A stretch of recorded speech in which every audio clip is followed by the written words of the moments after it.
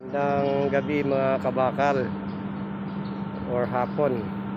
Ang aking bibidyo kabakal ay itong ginawa namin biga dito. Ito. Galing yan doon sa dulo, doon sa banda doon. Yung grid line B6 TE T3, yan yung grid line nya. Bali dito ko siya umpisa yung video kasi malayo doon, walang tapakan dyan. Dito ko mag-umpisa. Ang biga natin, series lang naman ito, continuous lang.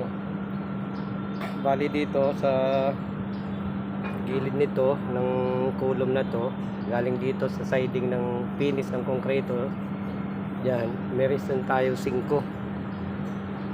Tapos naka-spacing siya ng gis-gis, isang 5 galing dito, tapos gis-gis na yan lahat hanggang dito kabakal, 210 yan. Yan. Ang ginamit pala ditong bakal na pan-top bar 28. Tapos yung bottom natin 28 din. At yung ginamit na outer na 52 by 42, 20 mm yan mga kabakal ha, 20 mm. Malaki. Kasi sabi nila dapat matibay yung ilalim nito. Basement pa kasi tayo mga kabakal. Bali dito, ito may naka extra na top bar, 4 na piraso yan. Ang haba niyan ay tagusan doon, ang haba niyan ay 450, hinati lang yan. So 4 na piraso yan. Tapos yung bottom natin naka-splice siya ng 82 cm hanggang dito. Ayan. Puntang ko dito kabakal sa top bar natin. Ang splice nitong top bar natin dito is 110. Ayan, hanggang dito. Meron din siyang gis-gis na 11 piraso. At siya pala, dito naman nakaris galing dito sa gis na to, sa spacing ng gis-gis, may nakaris na 25 cm. Ang layo. Bali 4 yan. Nakares yan ng 25 cm. 4.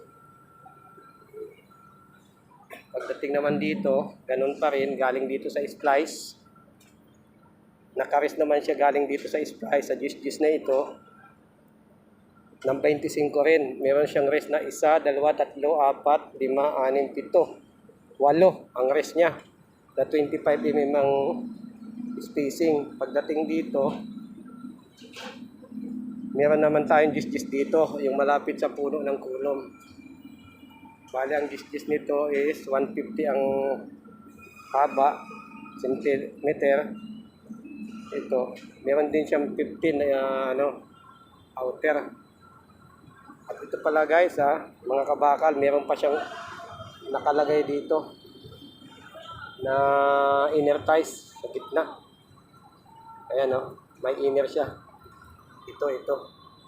Bali may outer na isa, meron nakapaningit na ito sa loob. Yan yung tinatawag na inner ties niya sa biga.